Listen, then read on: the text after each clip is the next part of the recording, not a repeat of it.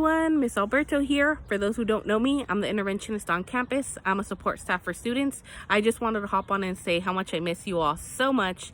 Being at home this much is not the business. I miss seeing you every single day, seeing you in groups, checking in with you. I know we're all going through an adjustment period. This is a time that we've never experienced before, something that's very new, and it's going to take some time to adjust to our new normal and our new schedule. So if you're feeling overwhelmed, if you're feeling anxious or stressed out, it's okay. We're all in this together. Just because we're from a distance and we're not necessarily seeing each other every single day, that doesn't mean that we're not here to support you. I'm still here to support you. Please feel free to reach out if you need anything. One of the things that's been helping me is finding something that I am grateful for every single day.